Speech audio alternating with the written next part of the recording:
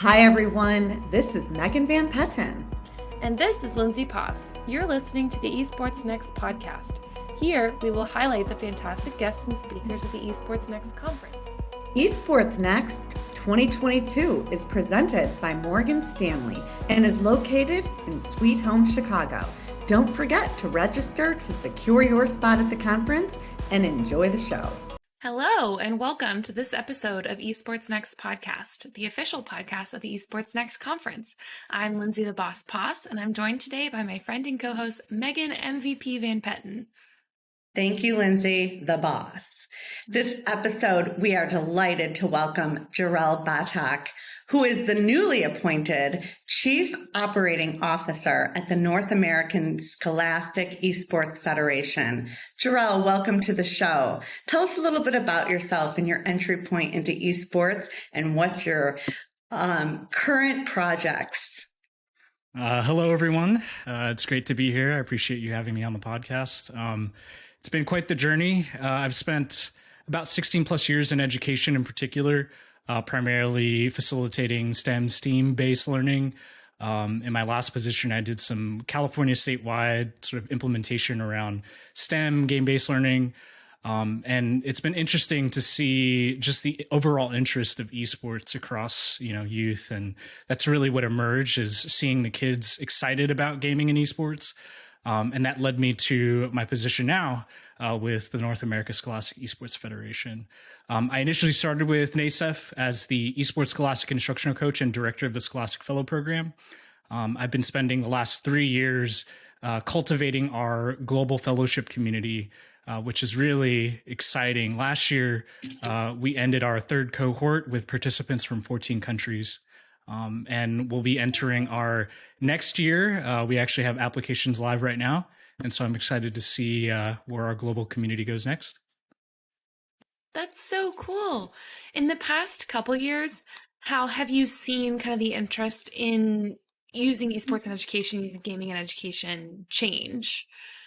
Yeah, it's been really exciting. I think when we first started the program, that was really the sort of initial premise, was to help support, but also understand how educators were looking at taking the NASEF curriculum in particular and integrating it into their educational environments. And initially what we found was more so in the middle school and high school, but now increasingly elementary, community-based organizations, various recreational organizations as well.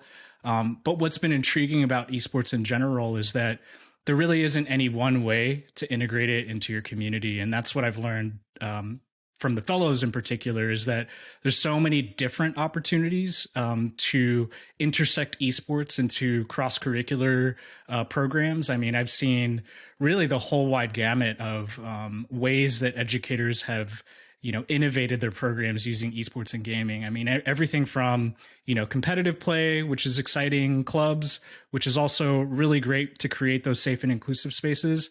But more interestingly, I think really looking at how they're intersecting into career technical education pathways, English language arts, but even looking at creative ways around social science, English language development. I mean, there really is so many different possibilities to integrate esports into education. For those of you that don't know, I'd love to share that Jorrel's on the Scholastic Esports panel. I've been seeing a lot of notes going back and forth. Can you share a little bit about what you're most excited about, talking about at the conference? Yeah, I mean, I think I go back to our global community. Really, I think NASEF has seen tremendous growth in the last 3-4 years. I mean, we started as a small pilot in Orange County and have expanded nationally and now internationally. I think there's a few things I'm excited to talk about. Definitely just the accomplishments and the exciting sort of achievements that fellows have accomplished in their programs, but also all of the work that NASEF is doing globally around our academy in particular, as well as continuing to expand our programs worldwide. I think there's a million things I could talk about, and we'd probably spend all day just going down that list. this is kind of an obvious question, so I want to kind of reframe it. The question is which aspect of the esports industry you're most passionate about, but I'd like to actually reframe and ask you what part of education and esports are you most passionate about? What makes you excited to wake up and go to work every day at NASEF? Yeah, I think, there's the STEM and STEAM, which is really exciting, right? There's so many different sort of career technical skills that young people are engaging with through these programs. But I think the most important piece that I've seen is really just this idea that we're embedding the gaming culture and community within the educational spaces. I mean, one thing that we really struggled with in education in general is with engaging young people. I mean, it's not, if you look at traditional education, it's not very exciting, right? It's kind of by the book. It's very cut and dry. But then when you introduce, elements of their culture that they're experiencing outside of school and really start to show that culture is celebrated within our environment, I mean, that's really exciting because that opens up so many opportunities, not just for learning, but also relationship building. Whereas, a lot of these kids are used to playing online. We're now providing a safe space for them in person to really, get to know each other. And they may be completely different, may have completely different interests and completely different career paths, but they have that shared love and passion for gaming and esports, which is extremely exciting because, that's where really where we can affect change is in those safe spaces. How do you keep your finger on the pulse? Where do you go for content or content, excuse me? Where do you go for inspiration? You have to stay pretty close to the kids and keeping the program vibrant. Tell us a little bit about what goes on behind the scenes for you. I mean, I go back to our community as much as I may be standing here, running aspects of our programs with NASEF. It really boils down to what's happening on the ground. And all of the relationships that I've had the pleasure of building and cultivating over the course of my career with NASEF in particular has been wonderful, just to have those close, intimate contacts on the ground that are doing some amazing things with their communities. That really kind of gives me, at least an ear to the ground as to what's happening. But it also just excites me and motivates me in so many ways. I mean, when I look at how, creating, for example, the Global Fellowship and how creating a community for educators in turn creates, a broader community for their students and youth that are participating in their programs. I mean, those little things that happen just within the community are really what elevate our work to worldwide across so many different programs and communities. That's so fun. So I know that we've been talking a lot about kids, education, all that, and you're going to be speaking about that on the Scholastic panel. Aside from that panel, which I know is going to be fun and exciting because we've had a couple other of the panelists on this show and they've been wonderful, what are you looking forward to about Esports Next 2022? I think really it's just about conversations. I mean, just like we're having a conversation here, just the opportunity to kind of mix it up and meet with people and just talk about our goals and objectives. I mean, and a lot of the folks that I know are attending are homies that I haven't actually met in person, so just being able to hang out, have some fun, talk a little bit of business, but really kind of emphasize our goals and objectives around education as well. It feels the same too. We've really grown to get to know each other on Zoom. I got a call this morning from a board member and we're meeting up tomorrow. And he's like, do you realize we haven't physically met?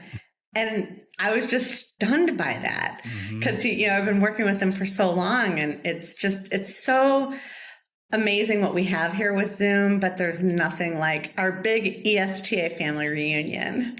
Absolutely. I think, looking at even just the fellowship community, I mean, most of that has been online interactions. And, in a lot of ways, a lot of those folks I've been working with for the past 2-3 years and have never interacted with them in person. And then that moment we step in the same space, it's like, there's no difference. There really isn't.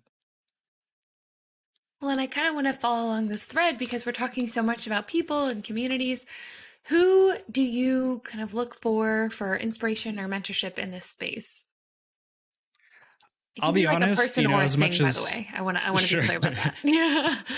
I'll be honest, as much as I love adults, they can get really complicated sometimes. It really goes back to the young people we work with. I mean, when I see just the outcomes of the little bits of elements that we introduce to them, and they take those aspects and really grow into this, beautiful career or expression, or really just, excitement. I mean, that's what brings it back, to the work that we're doing here at NASEF, is to see young people thrive and grow in whatever it is that they're passionate and interested about, whether it's gaming and esports or something completely different. I think it really goes back to the young people that we serve.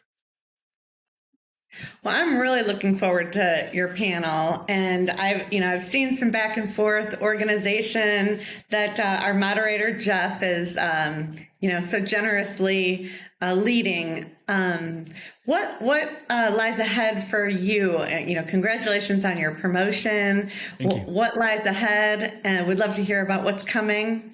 Sure. Well, not many people know, but I did migrate to the east side of the U.S. in Atlanta, Georgia. I think, being here was a mix of things, but I really see this place as being the epicenter of esports in particular. There's so many different initiatives that are rolling out, and we work closely with our board chair, Todd Harris, and Skillshot, and everything that they're developing here in the city of Atlanta is incredible. And so I'm excited to see. I'm sure all of you will come out to some wonderful and exciting events that we'll be hosting. And again, it all goes back to really cultivating that community around esports and education. Well, Jorrel, thank you so much. We really look forward to seeing you at the conference and working more to support you within our community.